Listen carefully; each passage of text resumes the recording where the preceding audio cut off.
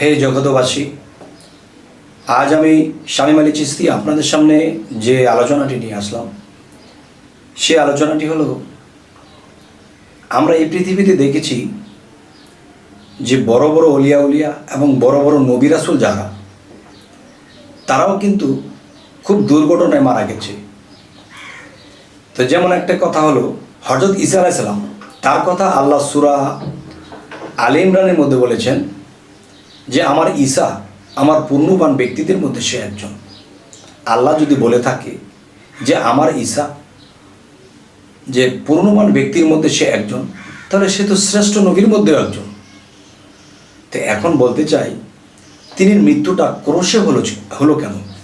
4 হাত পা প্যারাক মেরে তার দেহত্যাগ করতে হলো কেন?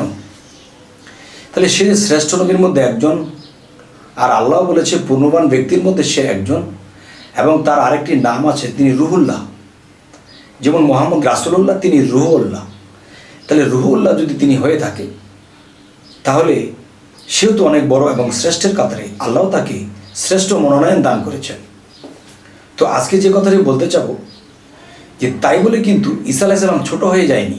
তিনি একটা কথা বলেছে যে আমি এই পৃথিবীতে আগমন হয়েছি, আমি মানুষের মুক্তির জন্য, মানুষের আত্মার মুক্তির জন্য আমি এই পৃথিবীতে এসেছি। তাহলে তিনি নিজেকে আঘাত দিয়ে, নিজেকে কষ্ট করে এই পৃথিবী ত্যাগ করলেন। তবে যেভাবে তার মৃত্যু হয়েছিল, এতে কিন্তু আমরা মন্তব্য করতে পারি যে তিনি একজন নবী, তার মৃত্যু এভাবে হলো কেন?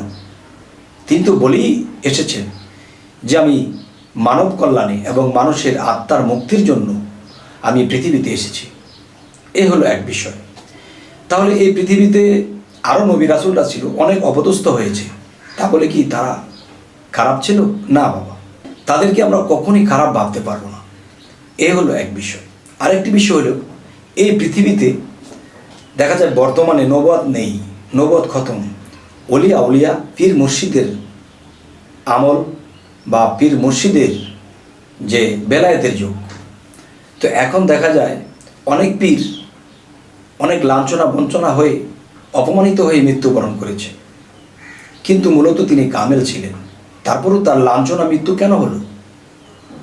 নবীদের হয়েছে, যেমন নবীদেরকে আমরা খারাপ বলতে পারবো না, ঠিক বেলায়েতের মুর্শিদদেরকেও আমরা খারাপ বলতে পারবো না।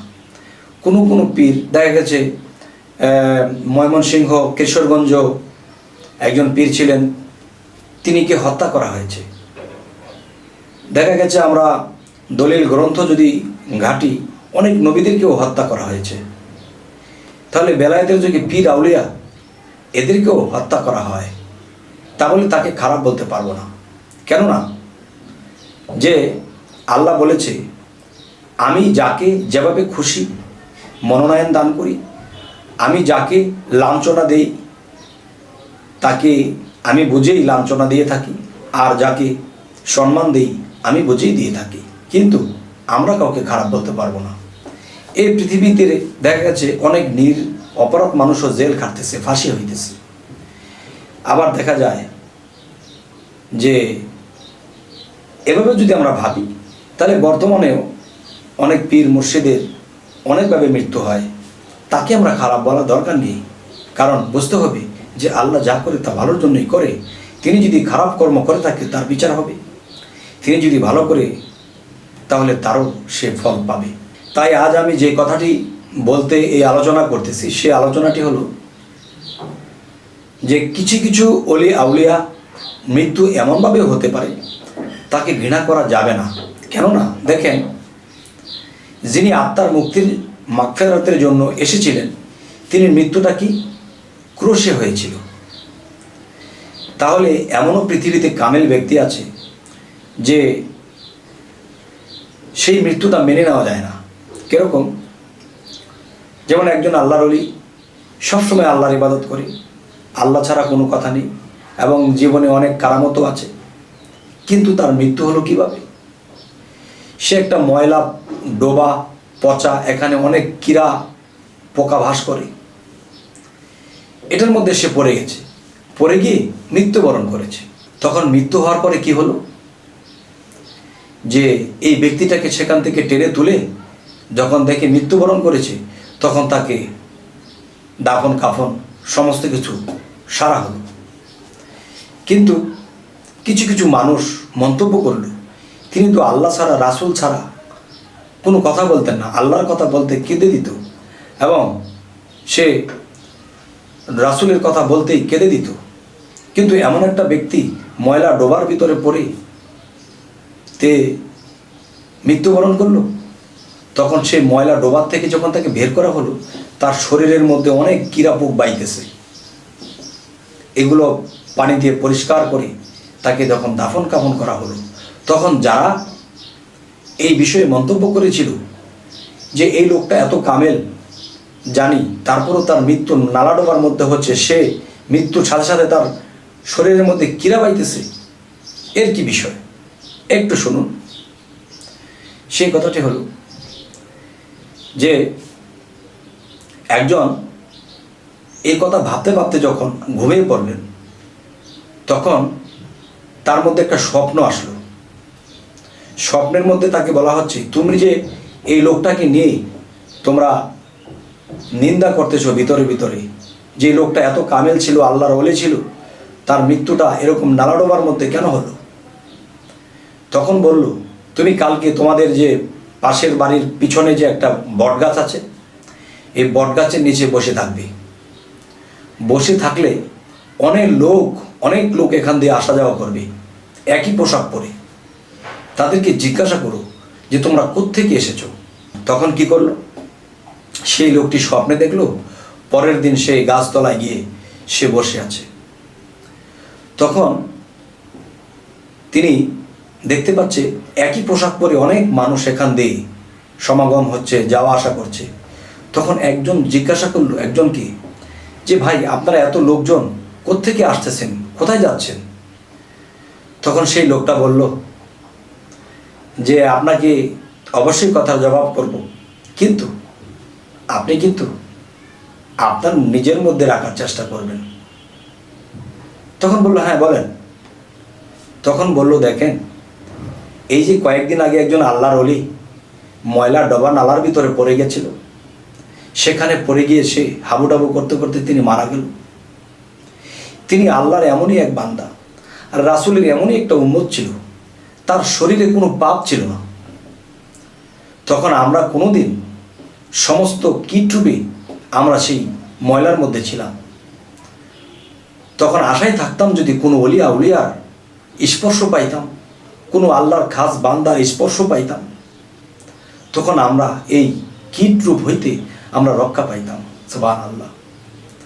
এরপর কি হলো যে এই লোকের, এই পবিত্র মানুষটির, এই আল্লাহর ওলির শরীরের স্পর্শে আমরা সেই ময়লার মধ্যে, এই নর্দমার মধ্যে যত কীটরূপে ছিলাম, সমস্ত পোকা মাকড় যা কিছু আমরা ছিলাম, সকলে তার শরীরের স্পর্শে আমরা মুক্ত হয়ে গেছি। আমরা সেই কীটরূপে আর নেই। আমাদের আত্মা সেখান থেকে মুক্ত হয়ে আমরা মানব জন্মে ফিরে পেয়েছি।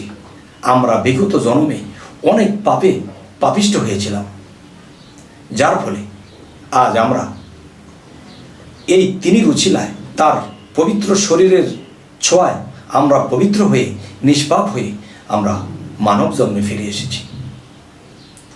তাই বলব যে এই পৃথিবীতে ঈসা আলাইহিস সালাম এমন একজন ব্যক্তি যে তিনি আল্লাহর ইবাদত করেছেন এবং মানুষকে যেভাবে শিক্ষা দিয়েছেন, তিনি মানুষের মুক্তির জন্য এই পৃথিবীতে জন্ম নিয়ে এসেছিলেন। তেমনি বেলায়েতের যুগে অনেক অলিয়া উলিয়া যাদেরকে দেখে চেনার মতো নয়। তাই এই পৃথিবীর কোনো অলিয়া উলিয়াকে আমরা অবহেলা করতে পারবো না, কার মধ্যে কি আছে। তাই সকলকে আমাদের ভক্তি সালামের মধ্যে থাকবো। যদিও বুঝি তিনি একটা খারাপ কাজ করেছে, খারাপ দেখেছি, তবুও বুঝতে হবে যে তিনি তো আল্লাহর ইবাদতও করে। তখন তাকে যদি আমরা জিজ্ঞাসা করি, বাবারে এইটা দেখলাম, এরকম একটা খারাপ আপনার দ্বারা হলো, তখন তিনি আমাদেরকে অবশ্যই একটা জবাব দেবেন। কিন্তু না জবাব শুনে আমরা কি করি? গীবত করতে থাকি। তখন সেই গীবত করতে করতে একদিন আমরা সেই নর্দমার কীটের মতো হতে হবে। তাই বলে কি যে আজকের পর থেকে অলিয়া উলিয়াদেরকে দেখলে সম্মান করব, ভক্তি জানাবো, কিন্তু আমরা গীবত করব না। এবং অলিয়া উলিয়াদের মধ্যে অনেকের মৃত্যু এরকমভাবে হতে পারে, কিন্তু জগতে দেখা গেছে তিনি পবিত্র, ভালো কাজ করেছে, কিন্তু ওখানে তাকে দেখা গেল নর্দমার কীটের মধ্যে পড়ে মারা গেল। এই জন্য তাকে ঘৃণাও করা যাবে না। জানি না আল্লাহ এর মধ্যে কোনো রহস্য রেখেছে, যেহেতু তিনি আল্লাহর ইবাদতকারী ছিলেন এবং আল্লাহকে ডেকেছেন। তো আল্লাহও চেয়েছে যে তার উছিলায় নর্দমার কীটগুলো কিছু মুক্তি পেয়ে যাক। তবে হে জগতবাসী, আজকের এই কথাগুলো বলার উদ্দেশ্য যে আমরা এই পৃথিবীতে কোনো ধর্মের লোককেও ঘৃণা করব না, এবং আমাদের মধ্যে যারা অলিয়া উলিয়া হতে চলেছে, আল্লাহর কাজ করতে শুরু করেছে, তাদের মধ্যে যদি কোনো খারাপ কিছু দেখি তাদেরকে জিজ্ঞাসা করব, কিন্তু গীবত করব না, তাদের অত্যাচার আমরা করব না।